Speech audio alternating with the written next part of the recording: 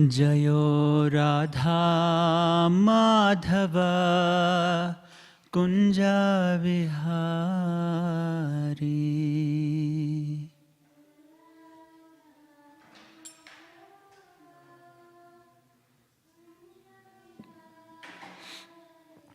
जयो राधा माधव कुंज विहारी।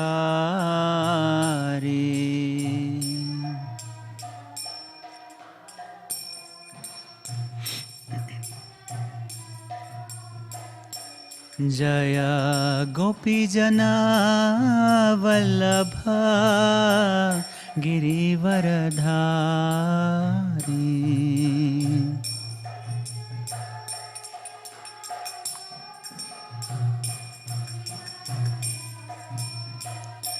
जय गोपीजना वल्लभ गिरिवरधारी।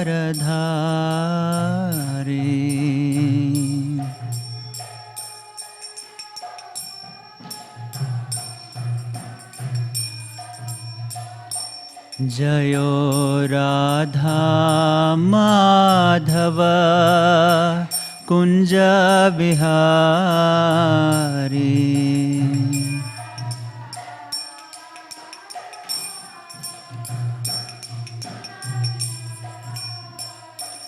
जय गोपीजना वल्लभ गिरिवरधारी।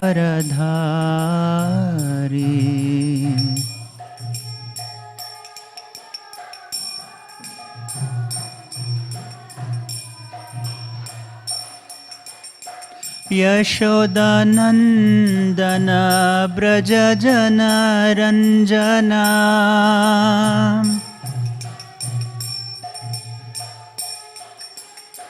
यशोदानंदन ब्रज जन रंजना।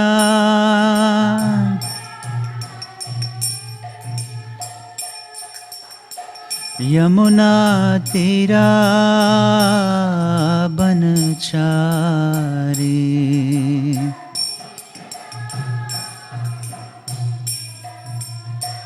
यमुना तीरा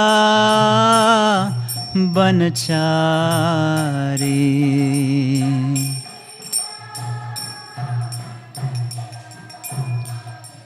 जयो राधा माधव कुंज विहारी।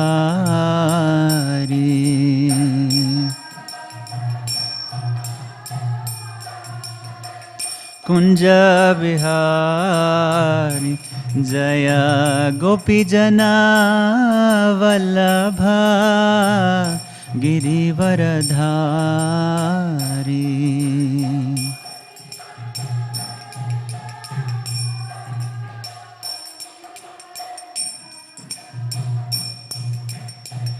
यशोदानंदन ब्रज जन रंजना।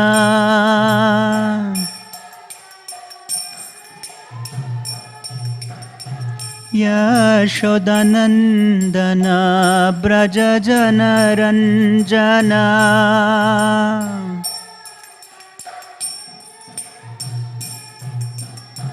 यमुना तीरा बनचारी।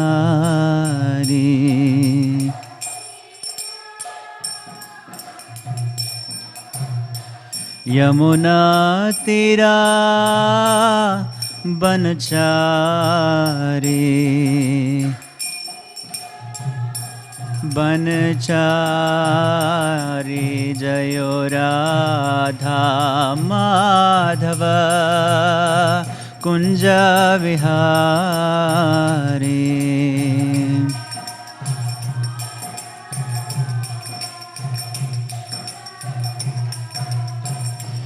जयो राधा माधव कुंज Vihari.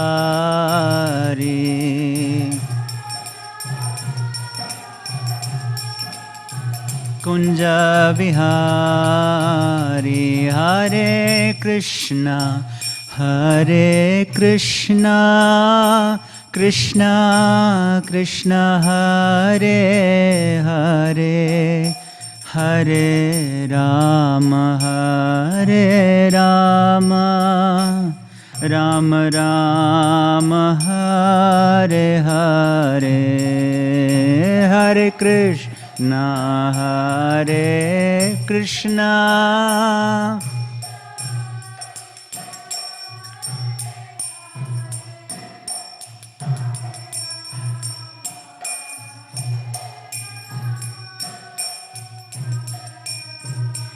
Hare Hare Hare Krishna Hare Krishna Krishna Krishna Hare Hare Hare Rama Hare Rama Rama Rama Hare Hare Hare Krishna Hare Krishna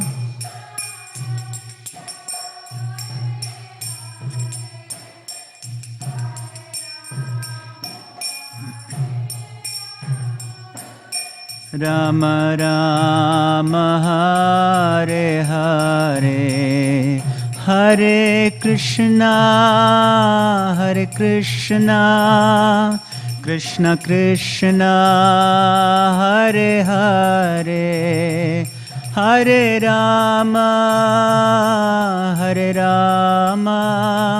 Rama Rama Hare Hare Hare Krishna Krishna Krishna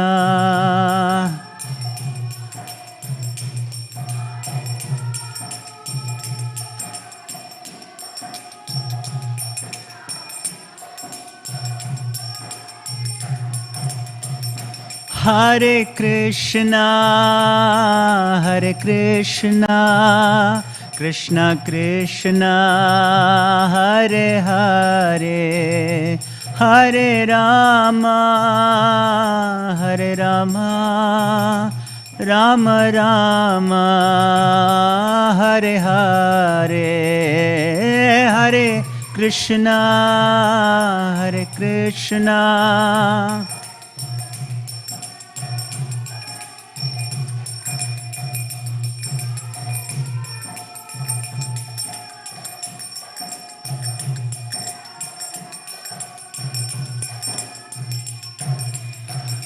Jayo Radha Vallabha Radha Vallabha Shri Radhe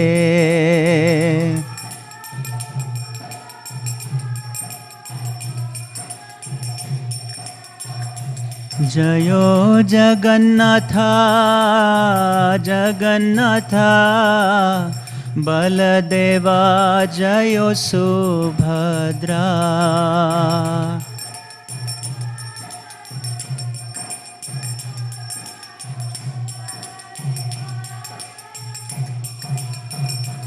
Jayo Gauranitai Gauranitai Gauranitai Jayo Gauranitai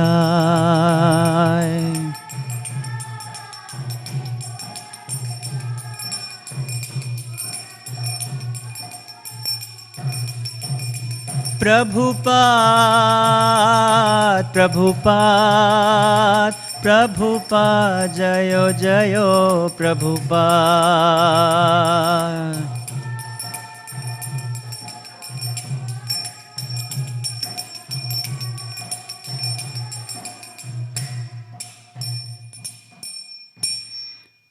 Jayam Vishnupad Paramahamsa Parivrajakaacharya Ashtottara Shata Shri Śrīmad His Divine Grace A.C. Bhaktivedanta Swami Srila Prabhupada Ki Jai Ananta Koti Vaishnava Vrind Ki Jai Grantaraj Śrīmad Bhāgavatam Ki Jai Nitai Gaur Premanande All glories to the assembled devotees, all glories to the assembled devotees, all glories to the assembled devotees, all glories to Shri Guru and Gauranga, all glories to His Divine Grace, Srila Prabhupada Ki Jai, Namo Om Vishnupadaya Krishna Preshthaya Bhutale, Śrīmate Bhaktivedanta Swamin iti namine.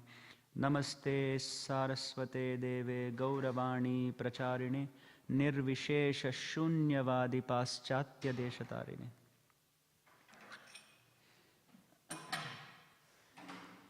Om Namo Bhagavate Vasudevaya.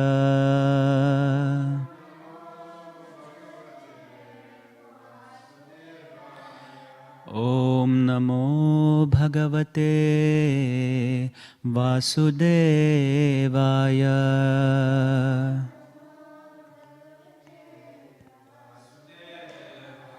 Om Namo Bhagavate Vasudevaya.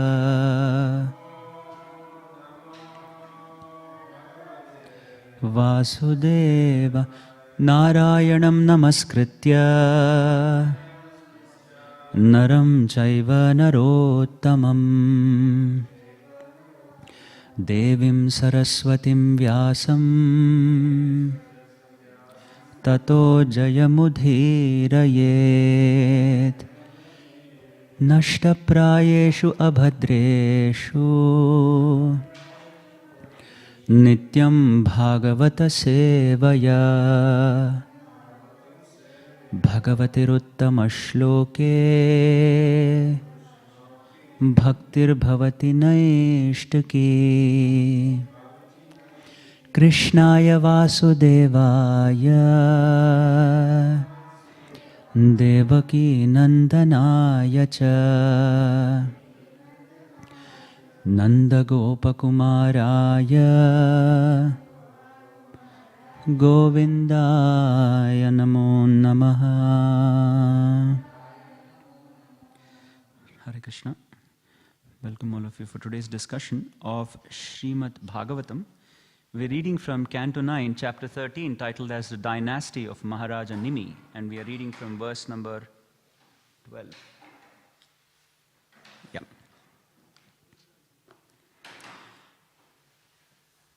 Arajaka bhayam nrinam manyamana maharshayah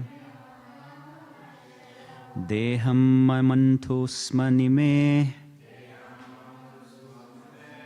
kumarah samajayata.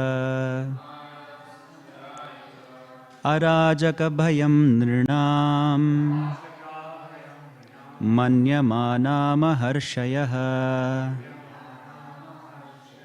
Deham mamantusmanime Kumarah samajayata. Arajaka bhayam nrinam Manyamana maharshayah Deham mamantusmanime Kumarah samajayata.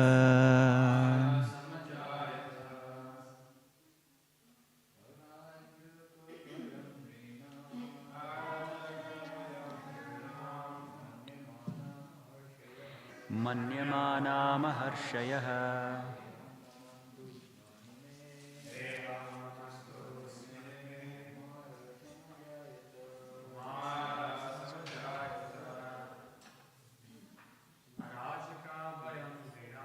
Arajaka bhayam nrinam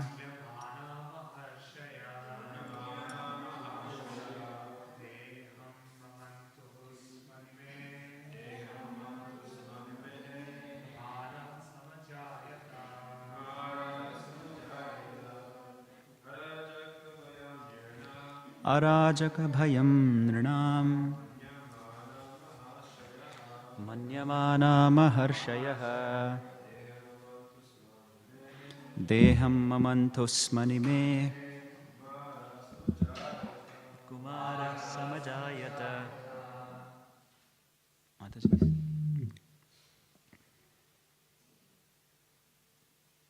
No.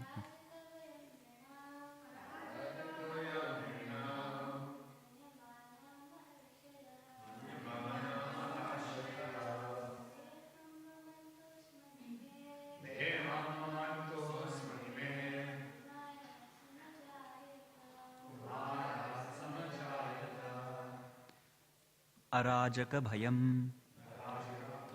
Due to fear of the danger of an unregulated government, nrinam, for the people in general, manyamanaha, considering this situation, maha rishayaha, the great sages, deham, the body, mamantuhu, churned, sma, in the past, nimehe, of Maharaja Nimi, Kumaraha, one son, Samajayata, was thus born. Translation and purport by His Divine Grace, Srila Prabhupada Ki Jai. Thereafter, to save the people from the danger of an unregulated government, the sages churned Maharaja Nimi's material body, from which as a result a son was born. Purport: Arajaka bhayam, if the government is unsteady and unregulated, there is danger of fear for the people. At the present moment, this danger always exists because of government by the people. Here we can see that the great sages got a son from Nimi's material body to guide the citizens properly. For such guidance is the duty of a Kshatriya king. A Kshatriya is one who saves the citizens from being injured. In the so-called people's government, there is no trained Kshatriya king. As soon as someone strong accumulates votes, he becomes the minister or president, without training from the learned Brahmanas expert in the Shastras. Indeed, we see that in some countries the government changes from party to party, and therefore the men in charge of the government are more eager to protect their position than to see that the citizens are happy. The Vedic civilization prefers monarchy. People like the government of Lord Ramachandra, the government of Maharaja Yudhishthira, and the governments of Maharaja Parikshit, Maharaja Ambarisha, and Maharaja Prahlada. There are many instances of excellent government under a monarch. Gradually, the democratic government is becoming unfit for the needs of the people, and therefore some parties are trying to elect a dictator. A dictatorship is the same as a monarchy but without a trained leader. Actually, people will be happy when a trained leader, when a monarch or a dictator takes control of the government and rules the people according to the standard regulations of the authorized scriptures. Om Ajnana Timirandhasya Jnananjana Shalakaya Chakshurunmilitam Yena Tasmai Shri Gurave Namaha Shri Chaitanya Manobhishtam Sthapitam Yena Bhutale Swayam Rupa Kadamahyam Dadati Sva Padantikam Vandeham Shri Guru Shri Yuta Padakamalam Shri Gurun Vaishna Vamscha Shri Rupam Sagrajatam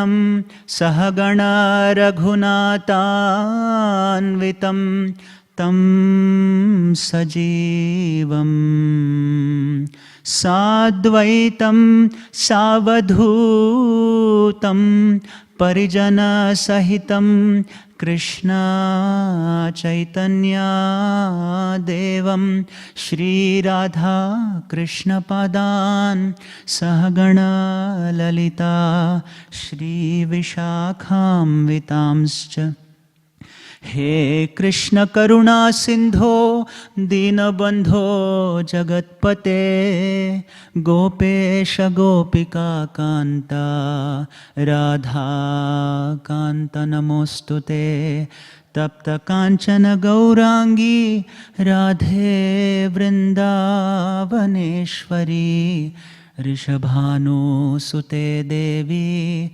Pranamami Hari Priye Vanchakalpatarubhyascha kripa sindhubhya eva cha patitanam pavanebhyo vaishnavebhyo namo namaha. Jai Shri Krishna Chaitanya Prabhu Nityananda Shri Advaita Gadadhara Shri Vasadi Gaura Bhakta Vrinda. Hare Krishna Krishna Krishna Hare Hare, Hare Rama Rama Rama Hare Hare. Yam pravrajantam anupetam apeta krityam dvaipayana viraha katara ajuhava putreti tanmayataya taravo bhinedu stham sarva bhuta hridayam munimanatosmi. Hare Krishna. So, it's a very interesting episode that is coming about in the 9th canto. So, as usual, I have a habit to just glorify Śrīmad Bhāgavatam before even we step into the first step of understanding where we are in the context. In the Tattva Sandarbha, Jiva Goswami, there is a chapter which actually says Śrīmad Bhāgavatam also culminates or encompasses the messages of Mahabharata. There is a verse in Mahabharata Adi Parva. It says, Nirnayah sarva shastranam bharatam parikirtitam bharatam sarva vedascha tulam aropitah pura devair brahmadibhi sarvair rishibhis samanvitaihi vyasayai vajnaya tatra tvatyarchitya bharatam mahatvad bharatatvad cha mahabharatam uchyate.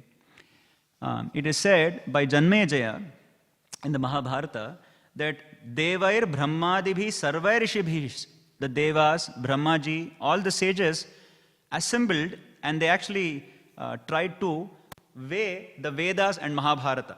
You know, if you come to South India, they do something called as Tulabhara. Have you heard of Tulabhara?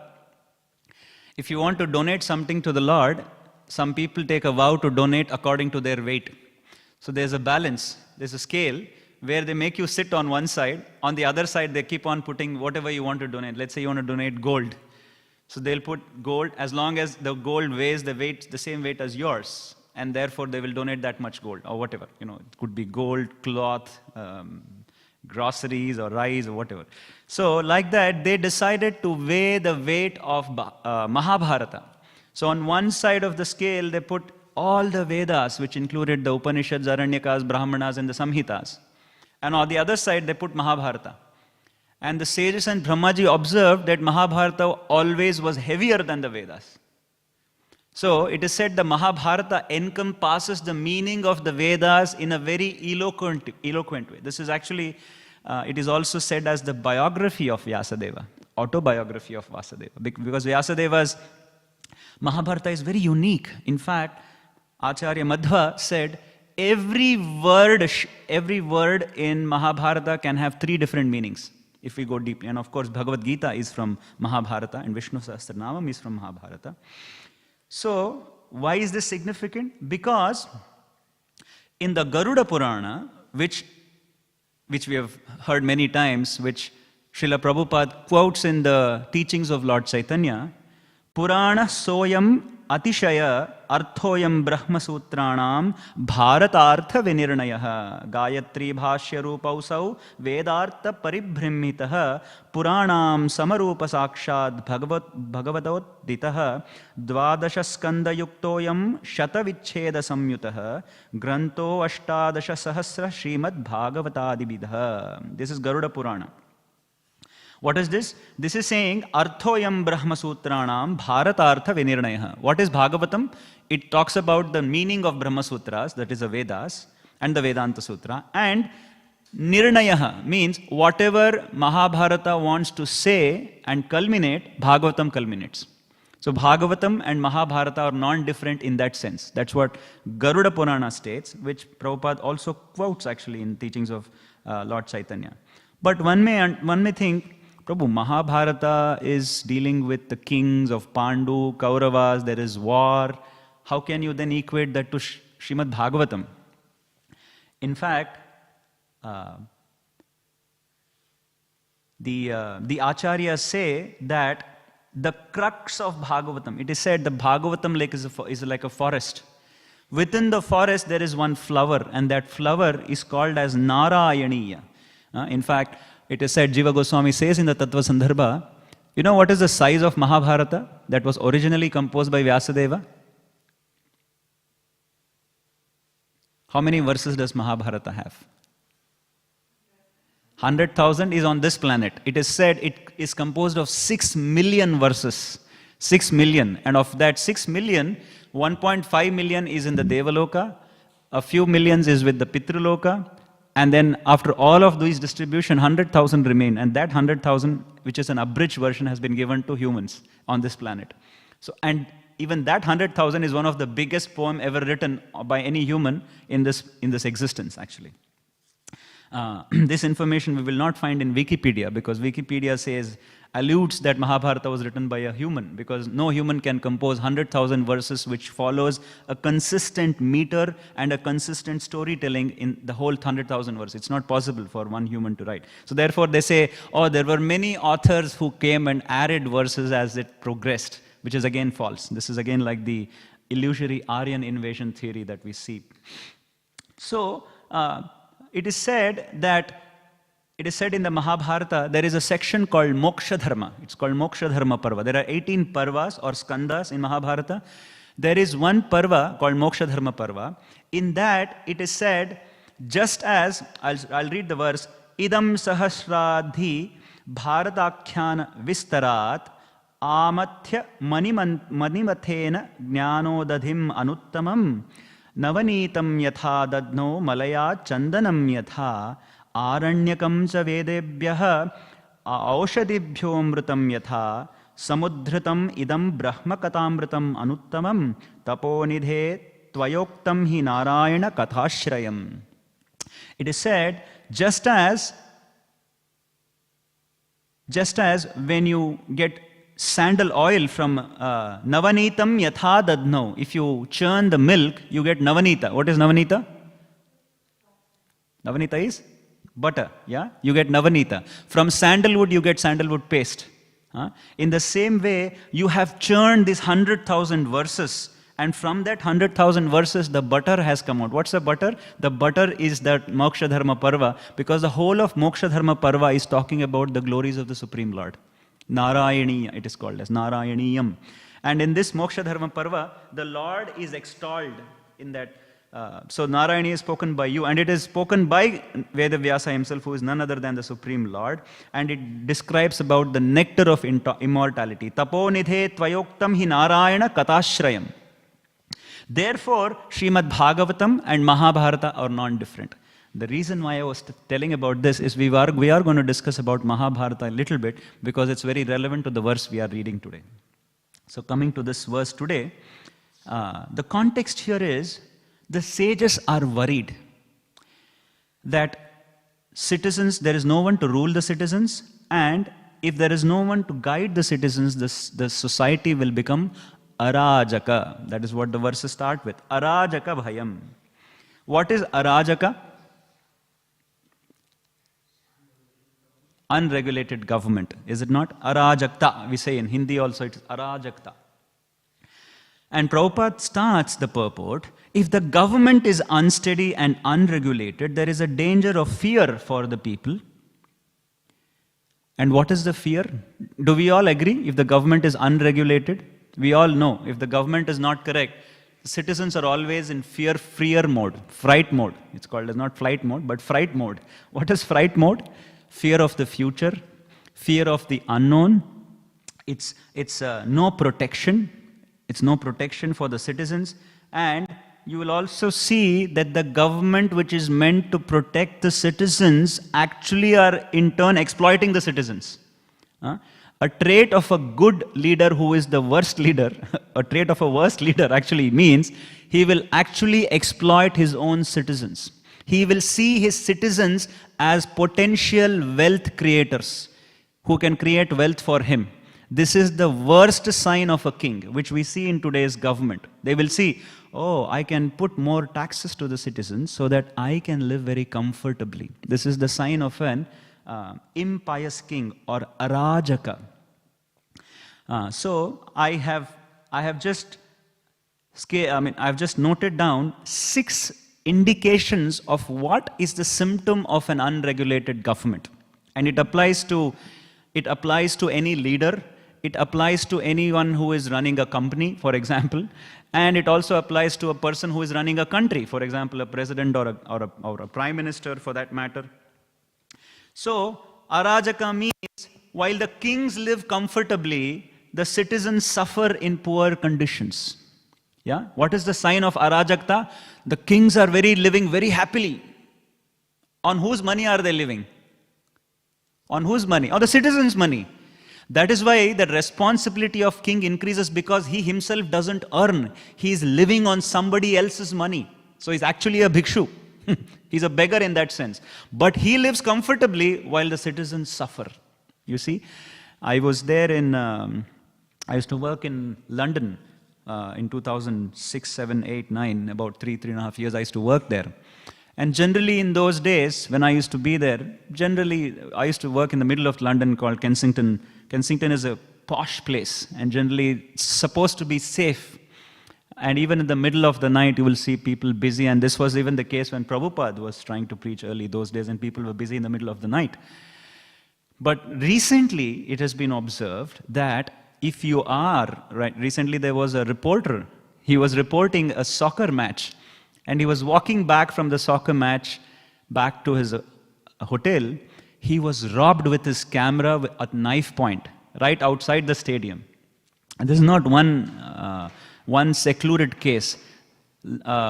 Cities like this have increasingly become unsafe for people to live, especially cities, because arajakata. You see, even today, I was telling a devotee, why don't you get, well, the child was struggling with a laptop. I said, you should get him a MacBook. I said, no, Prabhu, I can't get him a MacBook. And you know what was the reason the parent gave me? And this is a devotee who lives in the western suburbs of Melbourne. He says, Prabhu, if my child is carrying a MacBook, he will be robbed. So I don't want him to carry a MacBook. And this is in Melbourne. This is in Melbourne, a child who goes to school and comes back before dark. So this is the fear. That is what arajakta means, brings fear in the citizens. And when somebody gets robbed, what is the standard answer we get in this state of Victoria? The first question you call the police, what is the question they will ask you? Do you have insurance? That's the first question they will ask you. What was stolen? Oh, laptop. Do you have insurance, by the way? Yes. So claim it from the insurance. Full stop.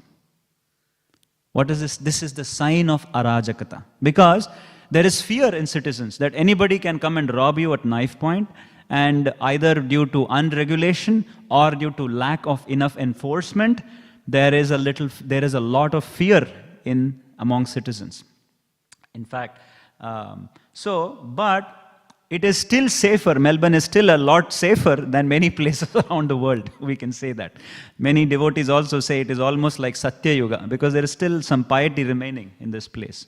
I know a lot of devotees do business, and there is a lot of piety and honesty among people, which is a nice thing to see.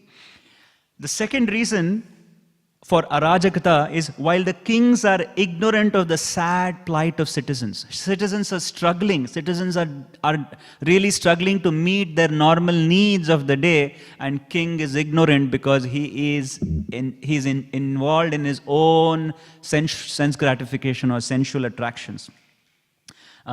We see this in many countries where the country has become downtrodden. The people don't have enough atta to make bread.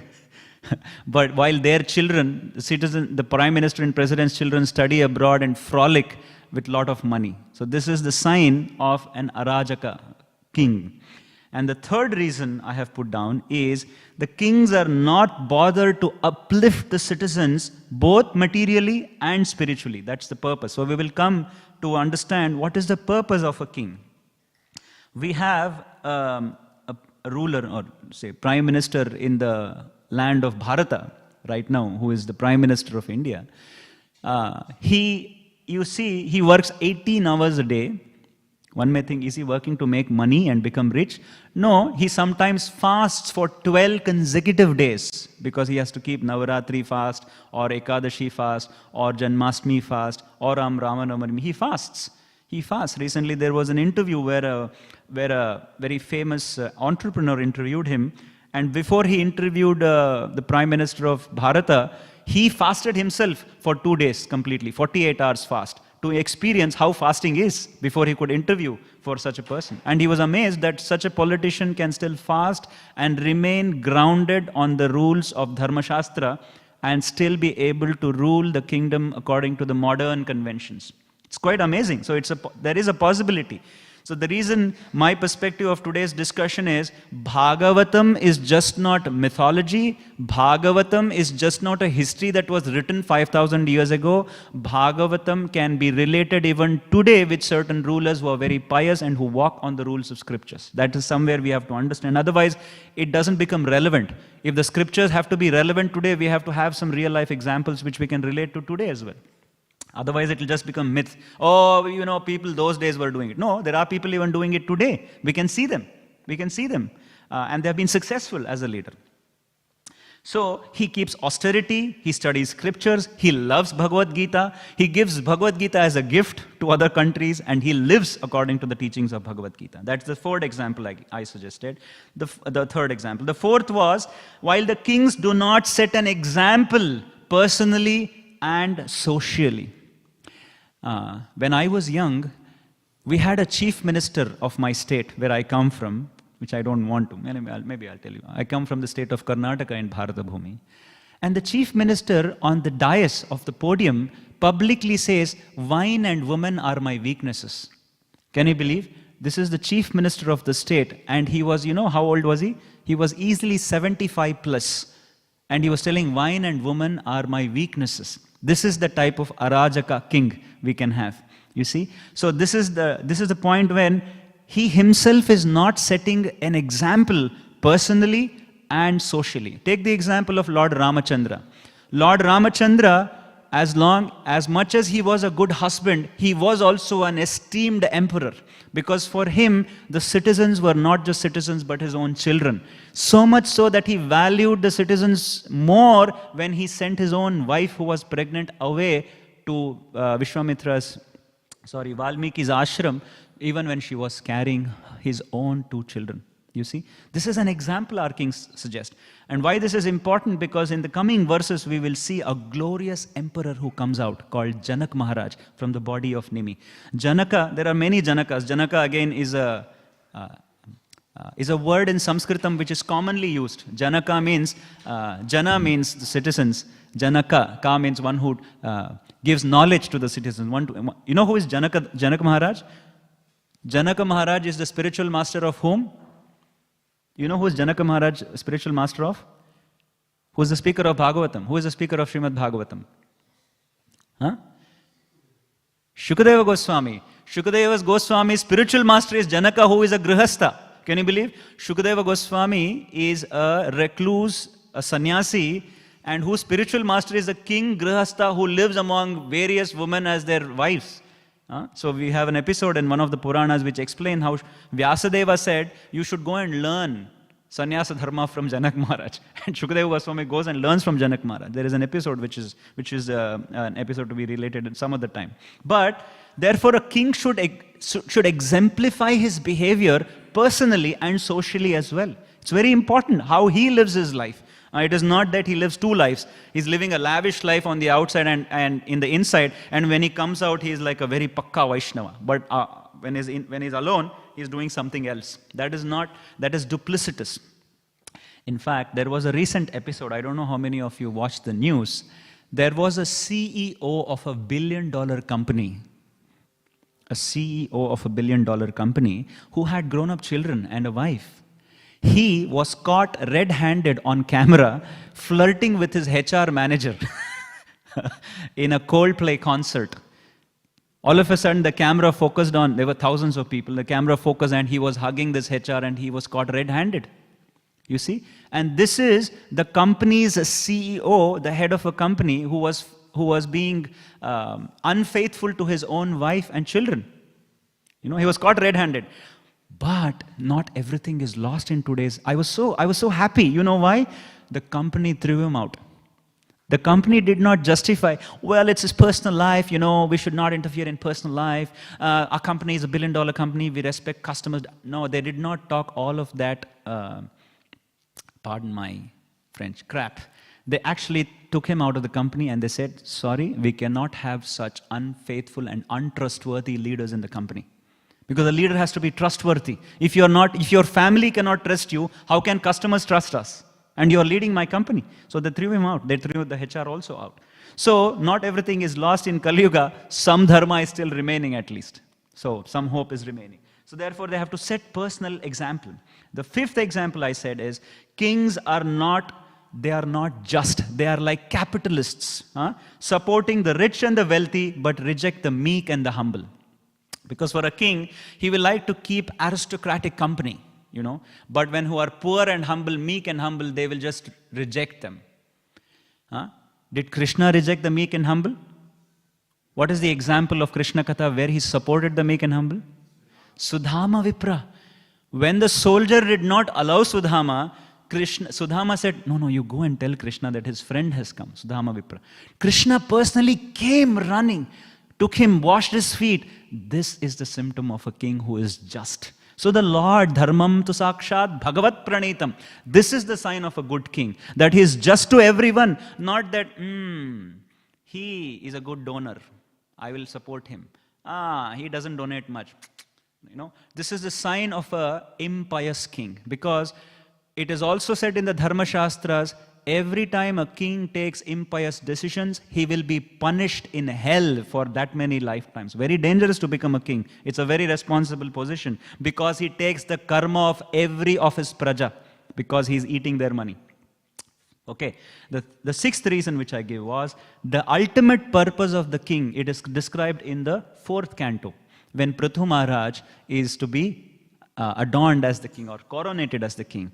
What is the one purpose of a king? Prithu Maharaj says, my only sole purpose is to establish Varnashrama system in the society, and therefore engage the citizens in their respective occupations, so that samasiddhir haritoshanam, so that they can work, whatever occupations they are, their nature is, let them engage. Somebody likes to do physical work, let them do farming, but they have to do it for the pleasure of Hari. That is what Prithu Maharaj says. In fact, Prithu Maharaj, if you read the 4th canto, he says, my whole purpose is to establish this Varnashrama system and engage all the citizens towards God consciousness. That is why in the Sanskritam, he is Raja, and the citizens are called as Praja. Ja means Janma, or birth. Ja is the root word of Janma. Dhatu. Janma comes from the word Ja. Praja means prakrishta jayate, means those living beings whose birth is satisfactory. Means when you're born as humans, you should become God conscious and get out of this material world. That's the whole idea of praja. And if a king is not facilitating that atmosphere, then he's not supposed to be a king. And therefore we see in this thing that even in the case of Vena, King Vena also this happened. Prithu Maharaj came from the body of Vena. The sages are always concerned. If the king is impious, then they are very concerned for the well-being of the society. So therefore, Prabhupada then comes to a second sentence, and I was just analyzing Prabhupada's mood. Prabhupada's second sentence in the purport is, at the present moment, this danger always exists because of the government by the people. What do you mean by government by the people? Government by the people, for the people, of the people. What is it called as? Democracy, democracy. That is what democracy is. In fact, Prabhupada condemns this. Why? Democracy in itself is not bad, but the condition of current state of democracy is bad. Why? Why do we think so? Yes. Yes, Madhu. Lack of education? In what way? But there is so much education. Yesterday we had gone to RMIT. There was an open day. Hundreds and thousands of students were flocking. On one end, there is a lot of education. What education is missing? Spiritual education. Spiritual education is missing. Why? Because a government that is elected by the people, what is the consciousness of the people? It's called as collective consciousness. What is the collective consciousness of people today? Survival consciousness. If I get bread, if I get roti, kapda, makan, that is bread, shelter and food and clothing, I'm happy. And maybe a little more extra bread for tomorrow. That means investment properties. Then I'm very happy. So 99.99% of the citizens are in survival mode. So when you ask them to elect a leader, whom will they elect? Whom will they elect? They will elect a person who can fulfill their survival mode, not a person who can deliver the citizens. You know what I mean? So therefore Prabhupada condemns that democracy because the people are not in that esteemed consciousness, as Mataji was saying, as Prabhu was saying. There is no spiritual education. They are not trained, first thing. Second thing, they are already overburdened by the current government. They're already struggling to meet their ends, their daily bread. So therefore, they are not. So therefore, whom will they elect? They will only elect such leaders whom you can scratch my back, and the leaders will say, don't worry, I'll give you two loaves of bread free every day. He's the leader whom I should vote. 2 loaves of bread. And the other leaders, don't worry, I will give you 2 loaves and 1 extra loaf of Amul butter. I will vote for him. And the other guy will say, no, I will give you 1 liter of milk as well. I will vote for them. You know, this is how collective consciousness is going. Whomever pleases you, they will go and vote, without considering what direction the king will take for the whole society at large. Is it not?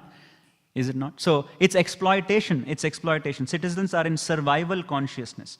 Therefore, the king whom they elect, where is that king coming from in democracy? He's also one of them, is it not? He's also in survival mode. So therefore, when he becomes the king, what will he do? He will also try to survive, not rule. He will also try to survive. My God, 5 years is all I get. Let me make enough money so that once I retire, I have enough money. So let me exploit to the max. So therefore, this is democracy. Therefore, Prabhupada calls it as demon-crazy. Makes sense? So therefore, democracy itself is not wrong, but the way it's been run now. Because you see, right now, the sages are worried about unregulated government. Who are the sages? Sages are also citizens, aren't they? Therefore, in one sense, they want to elect a good king. But that election does not happen by election. The selection doesn't happen by election, but that selection happens based on the sages' erudition, their scholarly capabilities, their piety. So now I'll ask a question.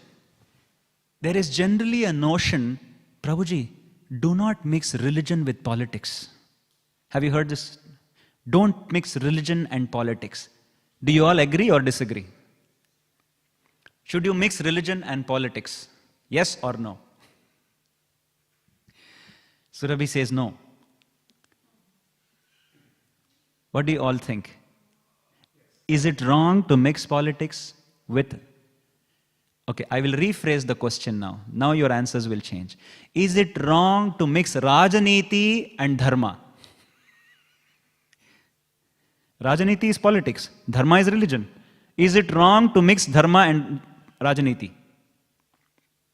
Now the answer will say, no, it is not wrong. Is it not? Because Dharma, it has to be based on Dharma. Because religion, the moment you take religion, that's not the meaning of Dharma. Is not? Religion today is very biased. But we are talking of Dharma. Dharma means that which is according to the diktat of the Lord, of the scriptures. So therefore, it depends on whose point of view. Rajniti means politics, but it has to be based on what? Every king in the Vedic past has ruled based on Dharma Shastra. Means, because otherwise, moral and ethics. What is the foundation of moral and ethics? What is the foundation of anyone's moral and ethics? There is no foundation. Everybody is thinking his morals are good. It becomes very subjective. Is it not? It becomes very subjective. If I tax the citizens, I can be happy, and eventually the citizens can also be happy. They say like that, but there is no moral ground. Exploitation is paramount. So, Dharma Shastras are the book, and the Rajniti, the politics should be based on Dharma Shastra. Therefore, kings usually ruled based on the scriptures, on the Shastra. According to Vedic, because if the king is adharmic, if a person is adharmic, can he become a king? Or if somebody is an atheist, I'll talk about two languages. If somebody is an atheist, can he become a king? Rephrase the question. If somebody is adharmic, can he become a king? Adharmic means atheist, it's the same thing. But in modern context, Prabhuji, atheist or theist, it does not matter. Is it not? He can be a prime minister. No, but according to the tenets of the Vedic past, no, a king has to have his foundation on scriptures. The American currency that they print, what does it have on it? In God we trust. They are religious. If you see today, Trump says we are a Christian country. So they are proud of their being Christian background, which is nice, is it not? They are following in the footsteps of Jesus Christ. Even in the House of Commons in London, you see initially they pray to the Lord before they begin their parliamentary session every day, which is nice, which is what every government should do. And that is exactly what Śrīmad Bhāgavatam says, Dharma Shastra. Of course, the Dharma Shastra is varying because of the rules of the land, but in one fact, Dharma Shastra have a common tenet, which is the Vedic past. So, therefore, if somebody is an atheist, according to the Vedic injunctions, you cannot become a king. So, if you see let's compare history and Vedic perspective. From a modern perspective, who is a successful king? Who is a successful king? From a modern perspective. What is the parameter by which today a kings or prime ministers or presidents or leaders are judged by?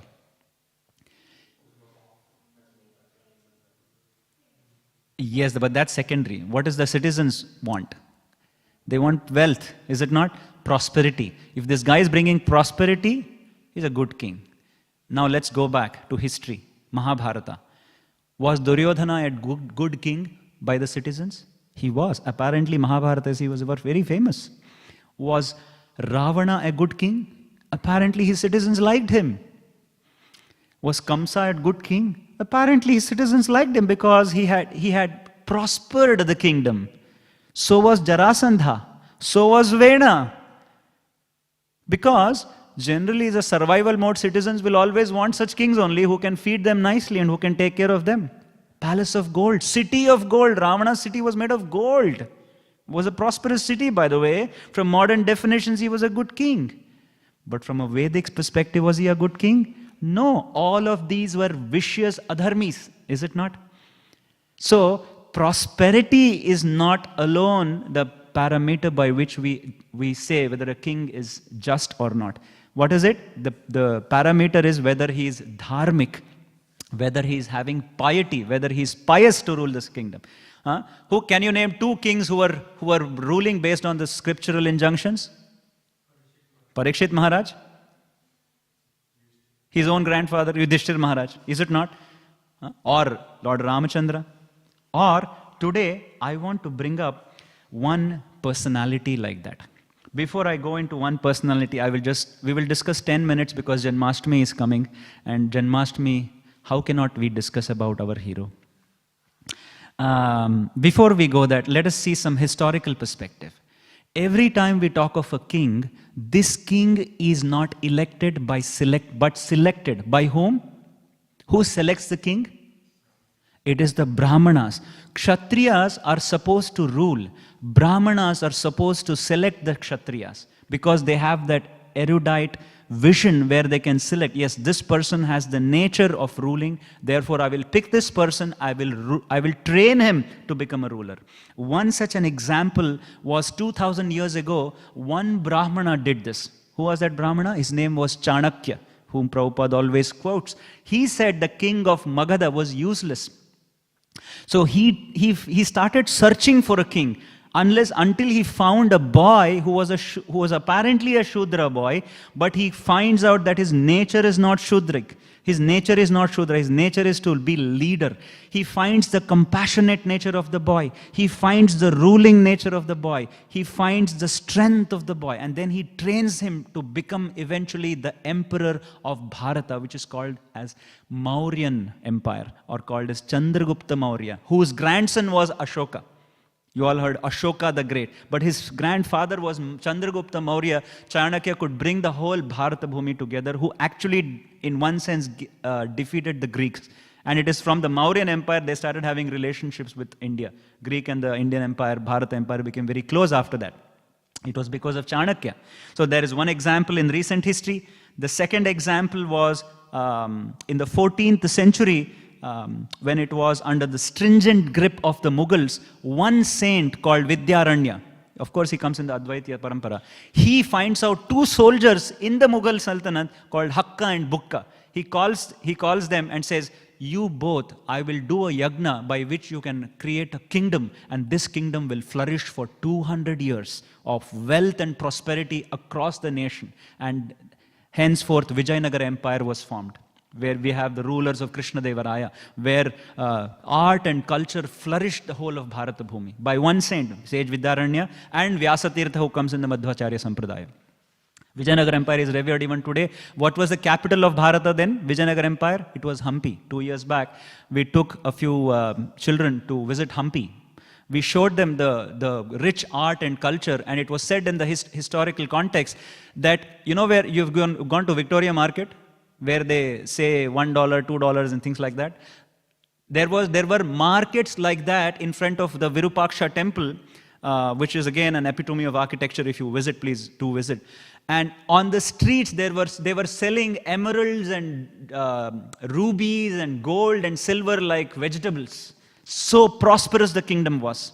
So prosperous, Hampi. So you will see the architecture. It is amazing architecture. So but the sage predicted that it will be for 200 years. And right after 200 years, it fell down again. In the 16th century, the whole Vijayanagara Empire vanished. But that 200 years was glorious, which you can see even today, the architecture. And of course, the latest was the Maratha Empire. Again, the sage called Sant Ramdas laid the grounds for Shivaji Maharaj to establish a wonderful empire under the guidance of his own Mother Jijabai, and of course Santa Tukaram, the sages. So you see, the sages have played a pivotal role in electing a king to establish a wonderful empire for the citizens to gradually come towards God consciousness. So it's a very important factor. So with that, I will now come to the main important question. Question time.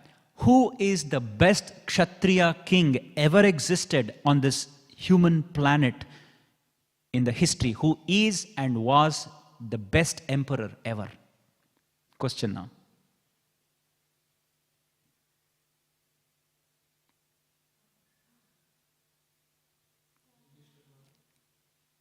Okay, Yudhishthira Maharaj, I'll give you 3 chances.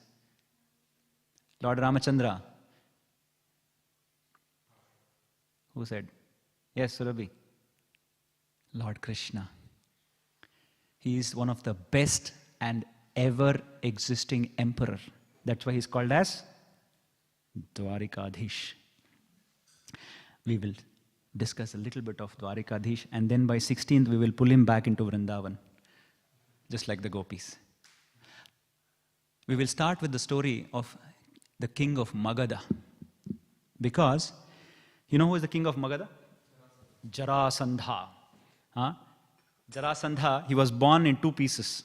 And the witch Jara, she was a witch, by the way. The witch that you study in, what is that? The novel, very famous novel of the witches. Harry Potter, yes. This was a Jara. Her name was Witch Jara. She joined him, and therefore he was called as Sandha by Jara. Therefore he was called Jarasandha. Sandha means to join. This Jarasandha was a very impious, powerful king. And he had a desire. You know what was his desire? His desire was to become the emperor of the planet. Every Chakravarti, it is called as. He had a desire.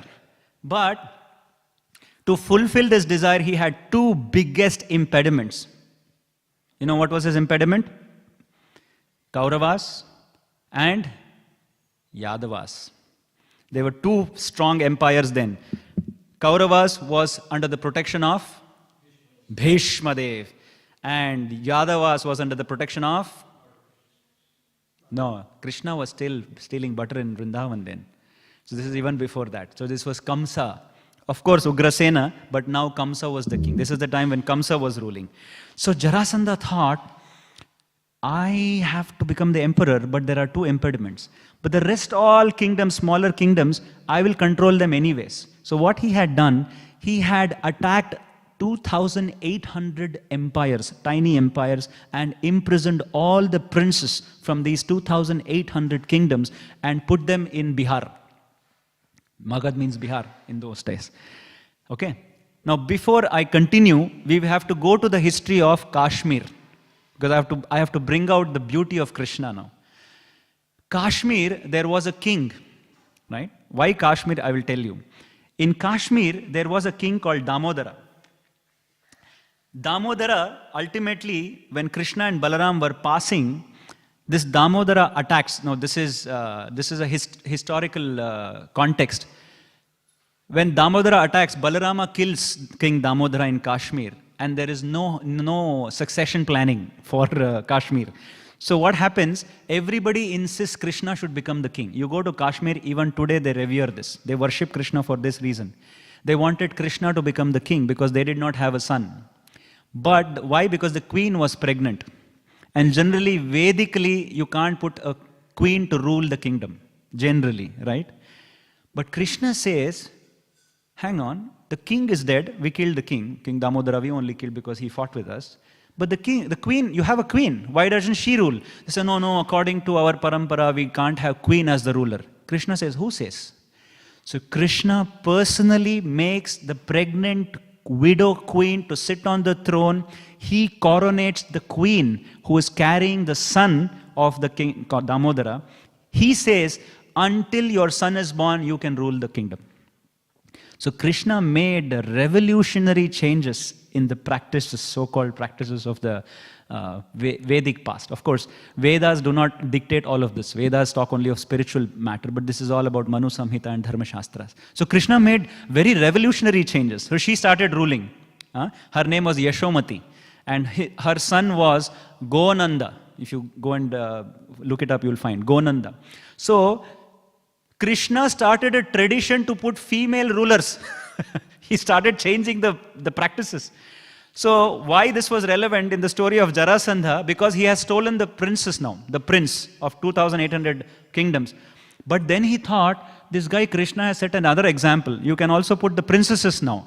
But I have a rule, I cannot steal the princesses because I am a male king. So he says, I have some rules, I cannot steal the princesses. So he had a vile friend called Narakasura. He says, mate, can you help me steal all the princesses from all these kingdoms? So he said, don't worry, I can do all the dirty act for you. So Narakasura goes and steals 16,100 princesses and imprisons them in a place called Prak Jyotisha, which is called Assam today. Now you understand where 16,100 comes from for Krishna's wives. The 8 are the Ashtamahishis. Make sense? So now Narakasura is imprisoned. Jarasandha has imprisoned 2,800 princes. Okay? Now he thinks, how do I deal with Kamsa and Bhishma? He goes to Kamsa and says, look, I have 2 daughters, Asti and Prasti. You marry them and we will become friends. So Kamsa agrees because he's getting something. And he says, actually, Ugrasena was ruling then, not Kamsa, sorry. He tells to Kamsa, I will give you 2 wives, you overthrow your father and you become the king. He's so vicious. So what Aurangzeb did in 15th century, it was started in the parampara by Kamsa only, to imprison his own father. So Kamsa imprisons Ugrasena, marries Asti and Prasti, and becomes the ruler. Jarasandha says, one problem dealt with. Second problem, Bhishma Dev. So he goes and tells Bhishma Dev, we are in the same family anyways. I am a part of Kaurava, because Jarasandha also is a small section of the Kauravas. So why we should not attack each other? Bhishma Dev also was a little scared to attack Jarasandha because he was very powerful. So Bhishma Dev also comes to an understanding that we will not attack you. Jarasandha then declares that he is the undefeated emperor. Okay? Now, all his plans becomes a flop when Krishna turns 11 years old. This is the coming of the world's best emperor called Krishna. It is called as, I call it as the inimitable Krishna, or inimitable. You know what is inimitable? It is unique Krishna. 11 years old, Krishna steps into Mathura and he says, charity begins at home. I will not kill Jarasandha. I will kill my own uncle first. So he kills Kamsa. The moment he kills Kamsa, Jarasandha's fever increases. He says, a 11-year-old child has killed the most powerful Yadava king, Kamsa. He was so much scared of Krishna that he attacked Krishna consistently. When Krishna was 11, he attacked Krishna for the next 18 years. He attacked Krishna for the next 15 years, 18 times. Can you believe? He was from Bihar, Krishna was in Mathura. From Bihar, he used to attack Mathura. He has attacked 18 times in 15 years, Jarasandha. And every time he attacked, Krishna had a new plan. So he never fought with Jarasandha. Sometimes he used to run away, sometimes he used to just keep quiet. So Jarasandha had a problem with Krishna. Makes sense? And once he marched toward Krishna with, you know what is the size of the army he attacked with? It was 23 Akshauhini. You know what is the size of the army in Mahabharata? 18 Akshauhini. What was the size of the army Jarasandha attacked an 11-year-old child? 23 Akshauhini, so much scared he was of Krishna. So he attacks, and that too he had brought warriors from Africa. You know who was the famous warrior from Africa? Kalyavana. So there was an African tribal warrior also in his kingdom. So even Africa was participating in that. So Krishna was not ready for a fight yet, because Krishna is a very powerful ruler. So you know when Kalyavana comes, you know the story, right? What happens to Kalyavana? Burnt from whom? Muchukunda. So Krishna makes a plan. He runs away from the battlefield. That's why Krishna is called as Ranachor. He runs away from the battlefield. Why does he run away? Because the moment Bihar, the whole Akshauhini, the infantry or the infantry has come from all the way from Bihar to Mathura, and Krishna runs away from there because half of the time the infantry is already tired traveling so long, and Krishna makes them even more tired. So by doing this, he puts a claim to Jarasandha that your time has come now. And what does Krishna do? He doesn't kill Jarasandha. What does he do? He asks Bhima to kill Jarasandha. He says, okay, I have two disciples. You pick, Arjuna or Bhima. Jarasandha says, if I actually get defeated by Arjuna, Arjuna is not that strong. But if I'm getting defeated by Bhima, I can say, at least I got defeated by the powerful warrior Bhima. But he doesn't know Bhima is going to kill him. So Krishna, that 23 Akshauhini gets finished, 7 Akshauhini gets finished in the Mathura war, in the Dwarka war. What remained is 18 Akshauhini. The 18 Akshauhini remained of Jarasandha. Among the Jarasandha's people who attacked Krishna, you know who they were? Drupada and Virata. Now I'll tell you why that is important. Drupada Naresh and Virat Naresh were with Jarasandha attacking Krishna in Mathura. I'll tell you why I'm telling you all of this historical context. Everybody reads the first chapter of Bhagavad Gita just as Sainya Darshana. But it is a very, very critical chapter to understand, the first chapter of Bhagavad Gita. Why did Vyasadeva just write? Just to observe the armies? If you really see the verse in the Bhagavad Gita, first chapter, 4th verse, Atra Shura Maheshwasa Bhimarjuna Samayudhi Yuyudhana Viratascha Drupadascha Maharataha. Duryodhana says, can you see, Dronacharya, on Pandava's side is Drupada and Virata, because they were with us before with Jarasandha. Now they have moved to Pandavas. That is why he talks about Drupada and Virata. You see? Do you understand? Are you all with me till here, or am I all confusing you? So 23 Akshauhini reduced to 18. Jarasandha finished. Narakasura, Krishna goes and personally finishes. Jarasandha finishes by Bhima. And then by the time Jarasandha is finished, Krishna says, now it's the time to bring both Kauravas and Pandavas. Now I'll finish all the 18. Without even picking a single weapon, Krishna finishes everyone. This is the power of an emperor. And then he creates Dwarika. We call him Dwarkadish, but you know who was the original king of Dwarka? Krishna was not ruling. Do you know that? You know who was the king of Dwarka? Whom did Krishna coronate the king of Dwarka? It was Ugrasena only. It was Ugrasena. If he has his elder brother Balaram, how can he go and become the king? You know, it was Ugrasena and then Balaram will sit. Baldavji will sit, not him. But still, he is still called Dwarkadish because despite Ugrasena ruling, it was Krishna because of which everybody bowed down to Krishna, because everybody acknowledged that Krishna was the most powerful emperor of those times, and he still is. He's the most powerful Kshatriya. Even without lifting one weapon, he defeated 18 Akshauhani Sainya. Krishna says, Nimittamatram bhavasavyasachi. He says, you are the instrument, Arjuna. I will finish all of them. This is the power of Krishna. So, therefore, politics and religion should not mix. Dharma and Rajaniti should mix. Because a Raja who is not dharmic cannot be in the Rajaniti. A Rajaniti should be based on the principles of Dharma. Otherwise, the Raja will be an Adharmi. Adharmi, you know, if you put the word Dharma, then it becomes a bit meaningful, not religion in that parlance. So therefore, I will stop here, and I will also summarize that Prabhupada writes the examples of many instances of excellent government. We can have separate historical classes. My perspective of speaking about history was purposeful because this talks about politics in one sense, arajaka bhayam.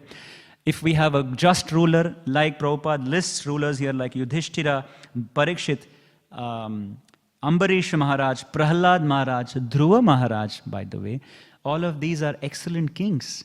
And there are certain qualities that a king should embody and should have in his personal and social life. And when a monarch takes over, then the citizens are flourishing both materially so that they can concentrate and focus on their spiritual needs. So with this, I will stop here. Thank you so much. Grantaraj Śrīmad Bhāgavatam ki jai, Srila Prabhupada ki jai, Nitai Gaur Premanande. If we have any questions or comments, we can have for a few minutes.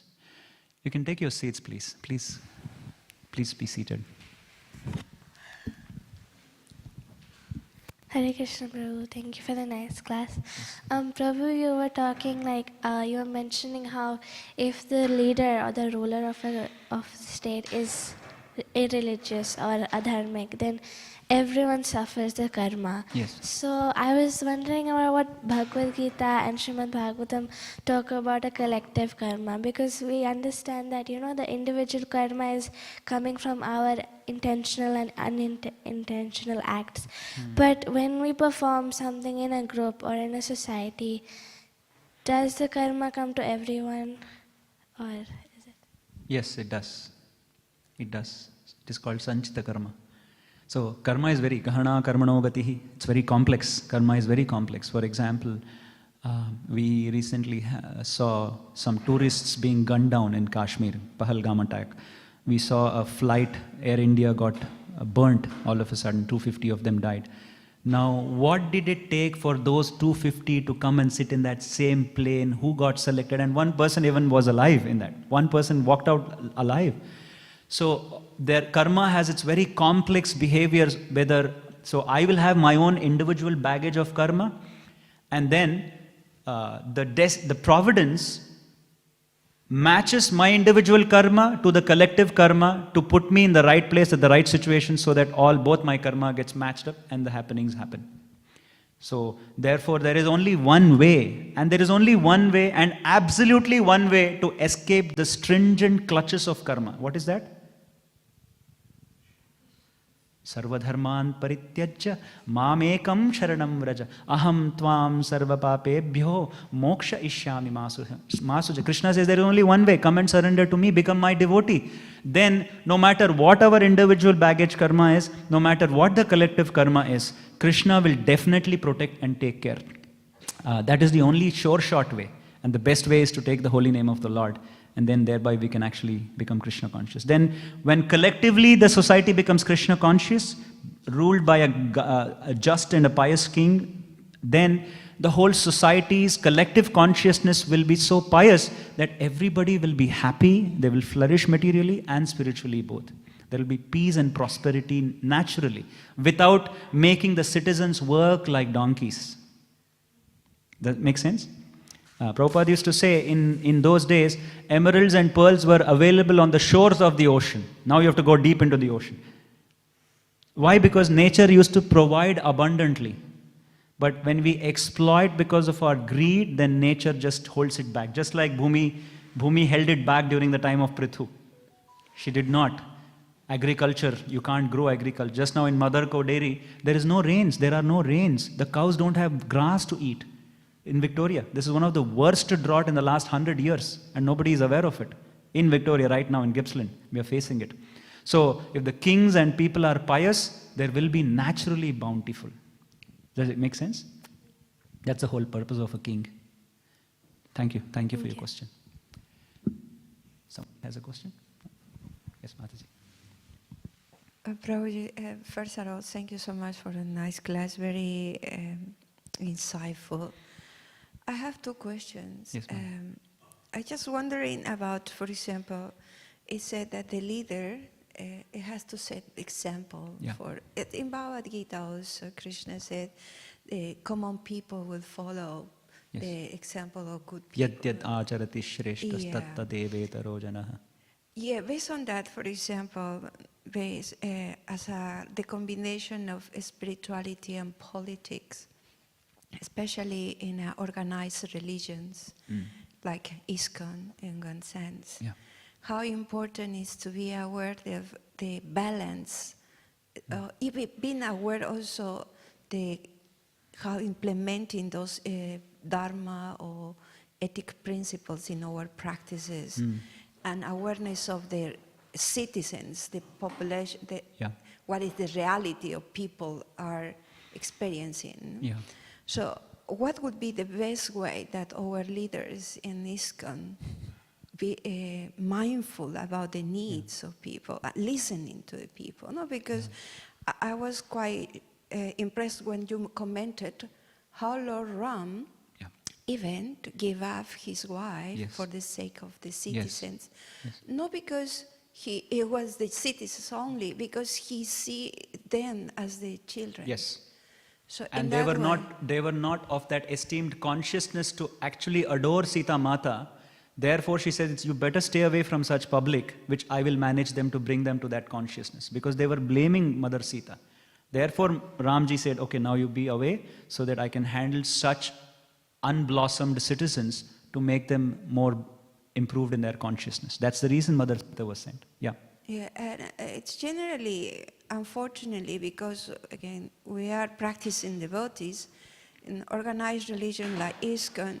We see many times that there are many mistakes in the management. Yeah. Because, okay, the mentality, I like the way how you presented, the mentality of what level of consciousness, survival consciousness, we need money and try to, and we prioritize even based on that. No, what would be the best way to cultivate the awareness and be strong in our spiritual principles? Because leadership is at different levels. Yeah.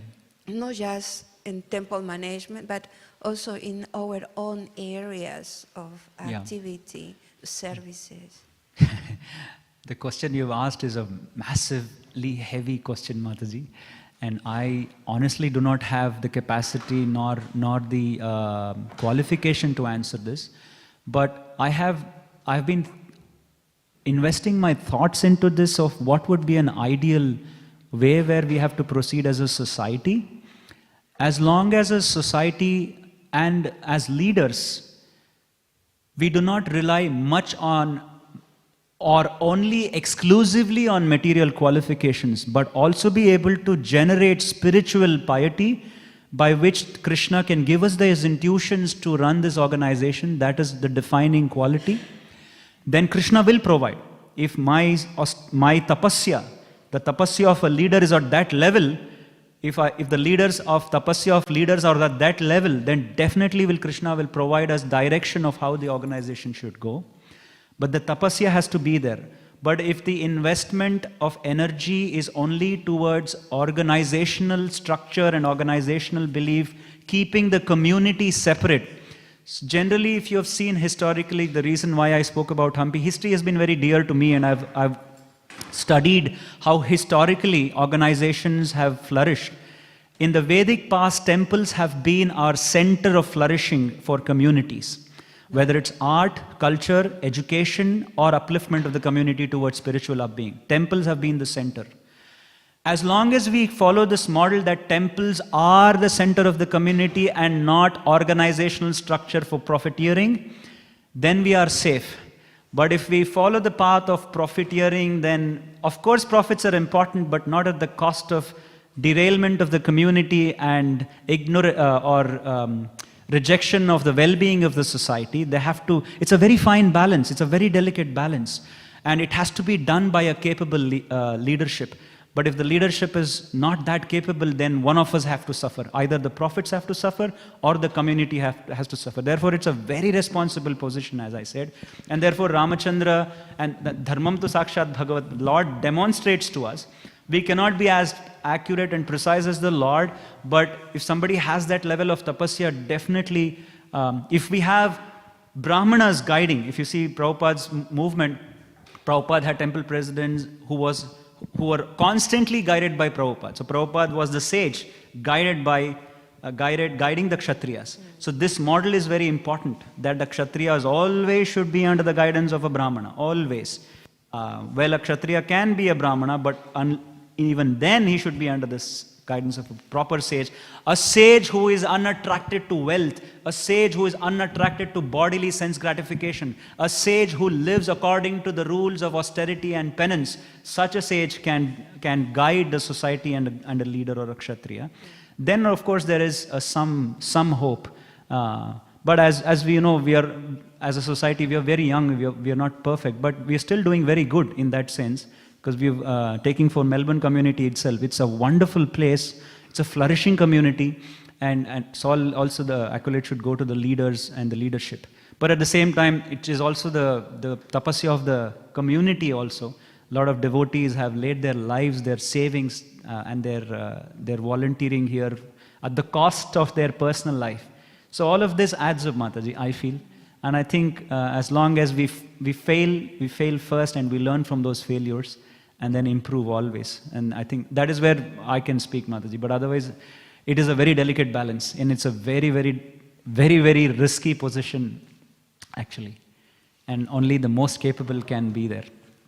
Like the balance, striking the balance of running an organization at the same time, taking the community alongside is a very important task.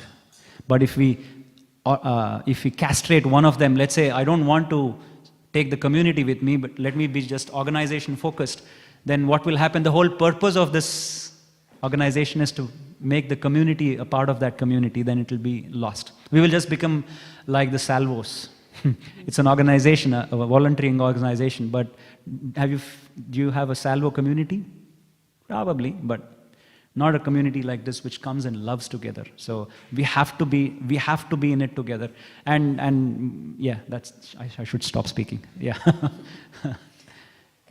Thank you, Mataji. Thank you. I have another question. Is related yesterday verse. Bhagavatam said that the demigods, they gave the spiritual body to Nimi Maharaj. Yeah. I was wondering, it's so easy to get a spiritual body by the demigods. It's not like the demigods wanted to be born in Kali Yuga. Yeah. In order to get the opportunity to participate in Sankirtan movement that will uplift them in their spiritual life and eventually go back to Godhead. If they have the power to give a spiritual body, that means going back to Godhead, to spiritual world. So why is that, and what kind of a spiritual body they can give? If they have that power, why is all those problems? So we just worship them and get the spiritual body, no? We get their favor in that way. Yeah, it's a big question again. Because demigods are very powerful entities. They themselves don't have a gross body, if you know. They don't sleep, they are called Nishachara. They don't wink their eyes, they don't close their eyes, they don't sleep, they don't eat like us. So they themselves have a very subtle body, very close to the spiritual body.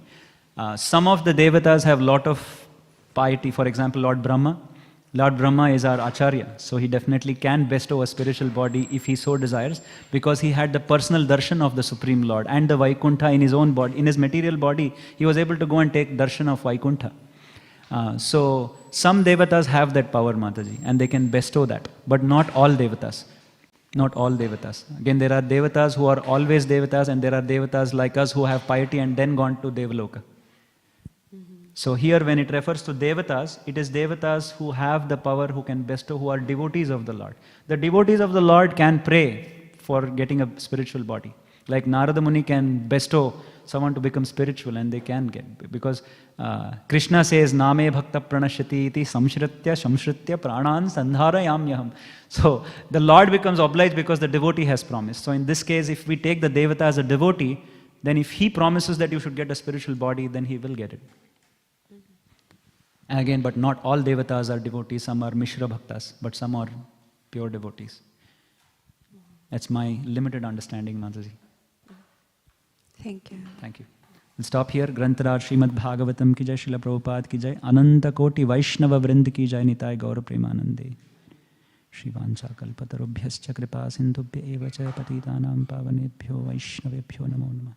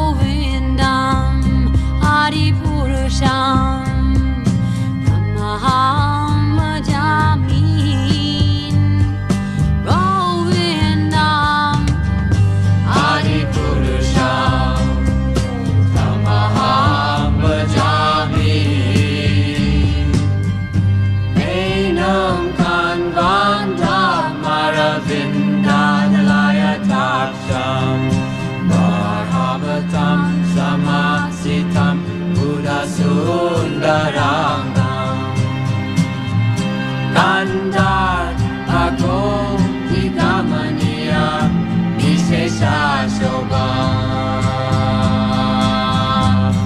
Govindam Adi Purusham Tamaham Jami Govindam Adi Purusham Tamaham Jami Govindam Adi Purusham Tamaham Bhajami Angani Yasa Sakale Priya Priti Manti Vasyanti Panti Kayanti Chiram Naganti Ananda Chinmaya Sadhu Jala Vigrahasya Govindam Adi Purusham Tamaham Bhajami Govindam Adi Purusham Tamaham Bhajami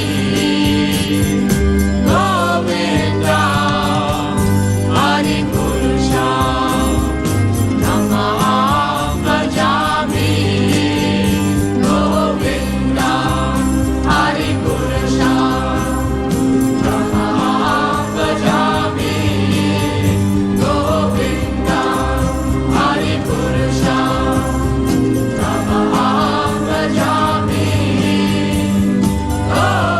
Govindam Adi Purusham Tamaham Bhajami Govindam Adi Purusham Tamaham Bhajami Govindam Adi Purusham Tamaham Bhajami Govindam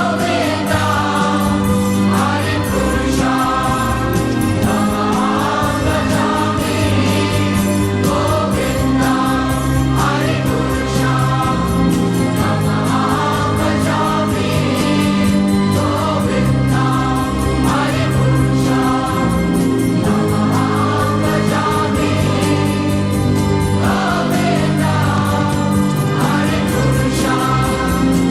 Tamaham Bhajami Govindam Adi Purusham Tamaham Bhajami Govindam Adi Purusham Tamaham Bhajami Govindam Adi Purusham Tamaham Bhajami Govindam Adi Purusham Tamaham Bhajami Govindam Adi Purusham Tamaham Bhajami Govindam Adi Purusham Tamaham Bhajami Govindam Adi Purusham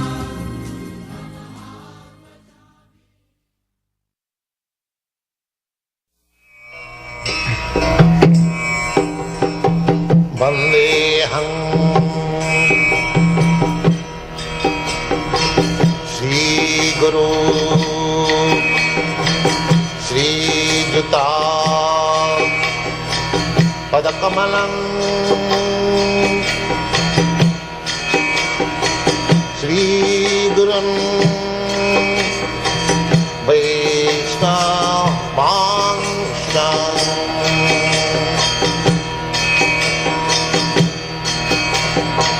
Shri Rupam Chakrajatam Sahagana Raghunathantam Svam Sajivam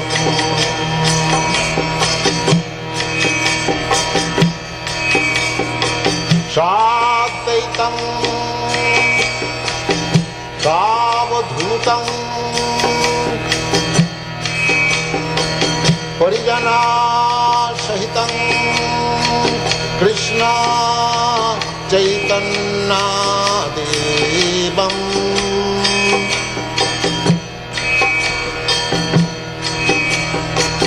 Shri Radha Krishna पदाम् सगन ललिता श्री विशाखान्वितांश्च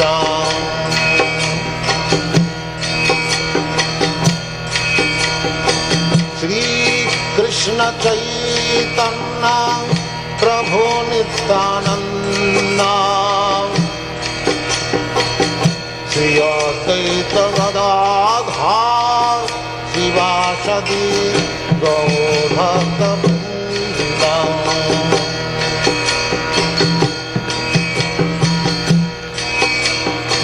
श्री कृष्ण चैतन्य प्रभु Nityanand Shri Advaita Gadadhar शिवासदि गौरभक्तवृन्द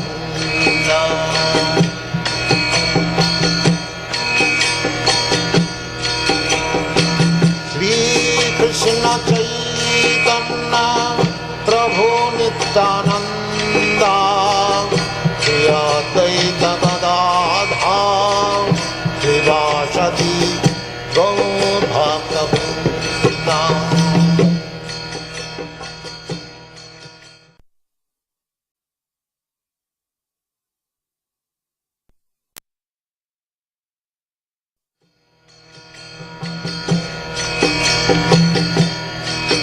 Hare Krishna, Krishna Krishna, Hare Hare, Hare Rama, Rama Rama, Hare Hare. Hare Krishna, Krishna Krishna, Hare Hare, Hare Rama, Rama Rama, Hare Hare.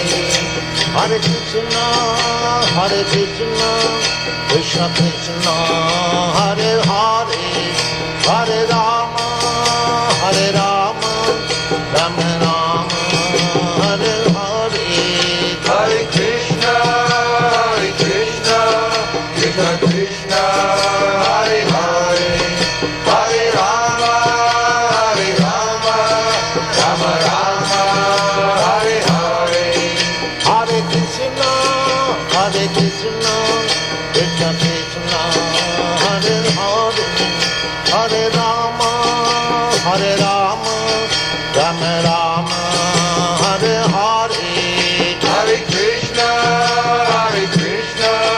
Krishna Krishna, Hare Hare, Hare Rama, Rama Rama, Hare Hare. Hare Krishna, Krishna Krishna, Hare Hare, Hare Rama,